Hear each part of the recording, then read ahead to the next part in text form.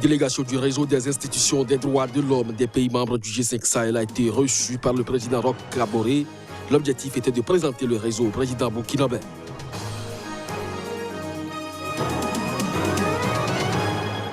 Les mesures militaires et sécuritaires ne semblent pas freiner l'extrémisme violent et le radicalisme qui prennent d'ampleur ces dernières années. Selon les autorités togolaises, il faut penser à d'autres solutions contre le phénomène. Aux États-Unis, la Chambre des représentants lance une procédure d'enquête en vue de la destitution du président Donald Trump. Ce dernier est accusé d'avoir violé la Constitution américaine.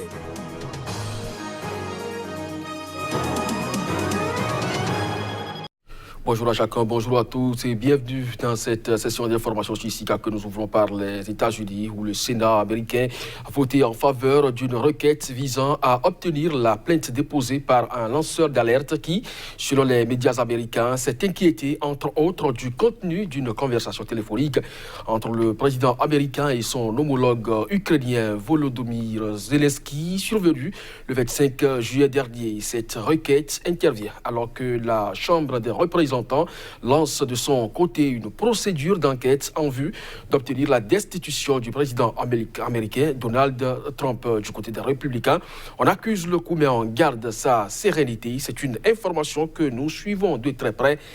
Pour vous, au Togo, les mesures militaires et sécuritaires ne semblent pas freiner l'extrémisme violent et le radicalisme qui prennent d'ampleur ces dernières années. Selon les autorités togolaises, il faut penser à d'autres solutions contre le phénomène. C'est ce qui a d'ailleurs amené les autorités à mettre en place un comité interministériel. Le ministre togolais de la Sécurité publique et de la Protection civile, pour plus de précision, au micro de Ferdinand Gade. Il y a certaines démarches, il y a certaines dispositions que nos États doivent prendre pour éviter la radicalisation, pour éviter l'extrémisme violent. Le Togo est dans la bonne voie. Nous faisons frontière naturellement avec le Burkina Faso, un pays frère qui connaît certaines difficultés. Et depuis la fin de l'année dernière, on a senti descendre un peu la menace vers notre pays. Le gouvernement a pris les dispositions en renforçant la sécurité au nord du pays, en donnant des instructions aux éléments qui sont aux frontières. Et ce n'est pas suffisant. Nous avons les forces de défense et de sécurité qui font un bon travail là-bas. Le gouvernement a compris aussi que la présence ou les solutions militaires et sécuritaires ne sont pas suffisantes. Il faut penser aux solutions sociales. C'est ça d'ailleurs qui a motivé la création du comité interministériel, qui regroupe plusieurs catégories sociales, qui doit étudier, qui doit aller vers nos populations, écouter nos populations et apporter les solutions idoines aux différents problèmes qui sont les leurs. Une délégation du réseau des institutions des droits de l'homme des pays membres du G5 Sahel, conduite par le Nigérien Khalid, a été reçue par le président Roch Christian Kaboré. L'objectif était de présenter le réseau au président en exercice du G5 Sahel et faire également le plaidoyer pour l'ancrage du réseau dans l'espace G5 Sahel dans l'architecture institutionnelle. Reportage. Les organismes nationaux de défense des droits de l'homme veulent aussi intégrer le G5 Sahel. Elles comptent apporter leur expertise pour sécuriser l'espace géographique commun contre les agressions des groupes extrémistes. Les organismes plaident pour l'ancrage du réseau des institutions nationales de défense des droits humains, G5 Sahel, dans l'architecture institutionnelle du G5 Sahel et l'appui au fonctionnement et au lancement des activités du dit réseau. Le président du réseau des INDH des pays du G5 Sahel a évoqué l'urgence de l'instauration de la confiance entre les communautés locales et les forces de défense et de sécurité dans le cadre de la lutte contre le terrorisme. Il est question de redynamiser les actions du réseau des institutions nationales des droits humains du G5 Sahel. Il est question également de mener un plaidoyer en vue du renforcement des capacités des INDH du réseau du G5 Sahel. Il est également question d'incorporer dans l'architecture du G5 Sahel le réseau des institutions nationales des droits de l'homme du G5 Sahel, afin de lui permettre de suivre de bout en bout tous les efforts qui sont déployés en faveur donc de la lutte qui est menée contre les forces du mal. Notons que le président des INDH des pays membres du G5 Sahel était accompagné de Khalifa Rodrigue Namoano et de Mohamed Kaya, respectivement vice-président et secrétaire permanent par intérim du réseau. Toujours au Burkina Faso, le centre universitaire pédiatrique Charles de Gaulle vient de bénéficier de la réfection de 3 blocs opératoires pour le bonheur de plus de 3000 enfants en attente de soins. Le geste est de l'ONG écossaise Kids Or qui répond ici au cri de cœur de l'hôpital. Plus de précisions dans ce reportage de Claude Romba, notre correspondant dans la région. C'est un ouf de soulagement pour le centre universitaire pédiatrique Charles de Gaulle de Ouagadougou qui avait des difficultés pour prendre en charge de nombreux enfants en attente d'intervention chirurgicale. 3 blocs opératoires entièrement rénovés et équipés de matériel de dernière génération, ces blocs opératoires sont désormais opérationnels grâce à la généreuse action de l'ONG écossaise Kids Or. On estime que 1,7 milliard d'enfants n'ont pas accès à cette chirurgie sécurisée là, dans les délais qu'il faut. Chirurgie pédiatrique sûre est un droit pour tous les enfants et ils sont très heureux d'être au Burkina. 3000 enfants sont en attente de subir une intervention chirurgicale au niveau du centre universitaire pédiatrique Charles de Gaulle pour sauver leur vie. Chirurgie viscérale pour certains, intervention au niveau des os ou prise en charge des grands brûlés pour d'autres. C'est un véritable goulot d'étranglement qui vient d'être dénoué pour le bonheur des enfants. Nous profitons de vos micros tendus pour remercier cette ONG pour cet accompagnement qui va nous permettre de résorber les enfants qui étaient en file d'attente, qui pensaient que c'est parce qu'ils ne connaissent pas quelqu'un ici qu'on ne les prend pas en charge. Nous n'avions pas de matériel nécessaire. Et je sais qu'à Charles de Gaulle, ils opèrent au niveau des viscères, c'est ce qu'on appelle chirurgie viscérale.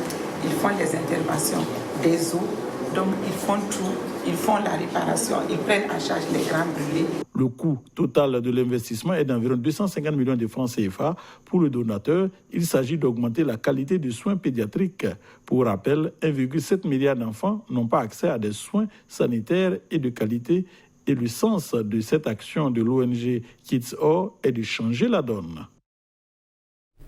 En bref, en image, au moins 7 personnes ont été tuées et près d'une 50aine blessées mardi lors de l'explosion accidentelle d'un camion-citerne dans le centre de Bamako, selon un bilan du gouvernement malien qui risque de s'alourdir vu l'état de certains blessés. Un camion-citerne transportant 14 000 litres de carburant s'est couché sur le flanc pour une raison inconnue en milieu d'après-midi à proximité d'une station-service et d'un hôtel sur une grande artère de la commune de Badalagou, dans le centre de Bamako. Selon le gouvernement, 42 blessés ont été évacués à l'hôpital universitaire Gabriel Touré et 4 à l'hôpital du Mali à Bamako. Selon le gouvernement, les personnes décédées ont été transférées au centre de santé de référence du quartier Mali, selon le même gouvernement malien.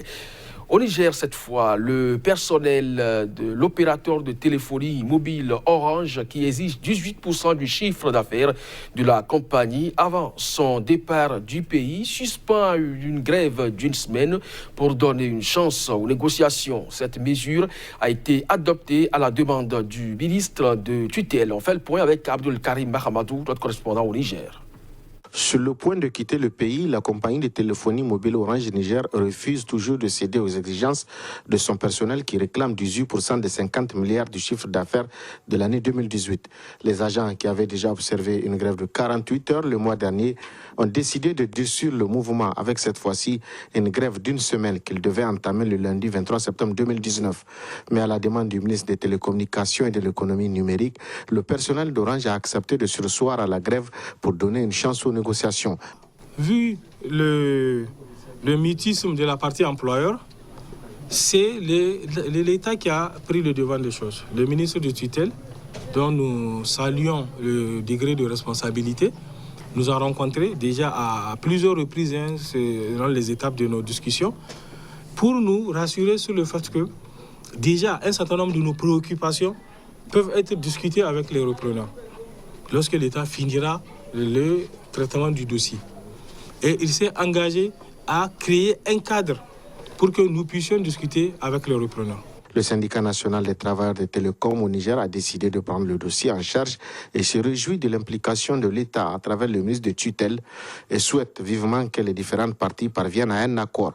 Nous savons que déjà l'État, dans son rôle régalien, est là toujours pour protéger ses concitoyens. Et donc nous faisons confiance à l'État du Niger.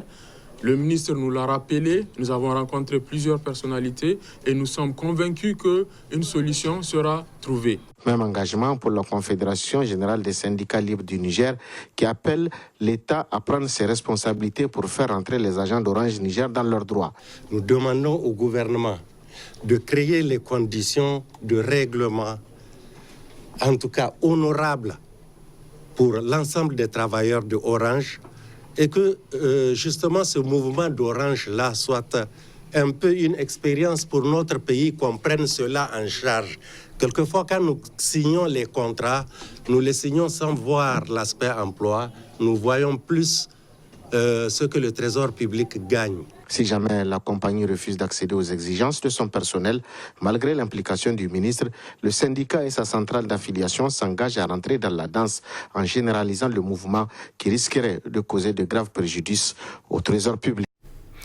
En Guinée, le président Alpha Condé a appelé les Guinéens à se préparer à un référendum et à des élections. Un appel rendu public à travers une vidéo postée sur les réseaux sociaux qui accrédite encore plus une candidature à sa propre succession malgré l'obstacle constitutionnel. Reportage.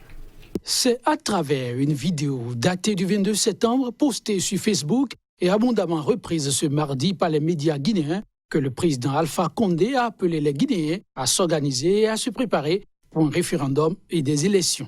Cette vidéo donne encore davantage de corps au projet attribué au chef de l'État de briguer un troisième mandat.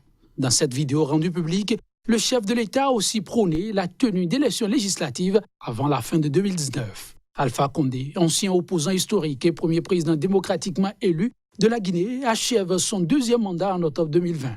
La constitution actuelle l'empêche d'en assumer un troisième. Plusieurs membres d'un mouvement créé pour s'opposer à un troisième mandat du président guinéen ont été interpellés en avril et mai lors de manifestations émaillées d'incidents avant d'être relâchés par la justice. Alpha Condé, à son poste depuis 2010, a souvent contesté la pertinence de la limitation du nombre de mandats.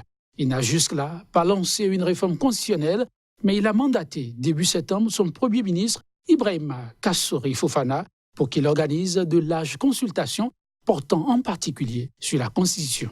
Ces consultations, qui doivent en principe s'achever ce mercredi, ont été boycottées par les principaux partis d'opposition. Ainsi se referme ce journal. Merci à vous de nous avoir suivis. Très bonne journée en compagnie des programmes des SICA. À très bientôt.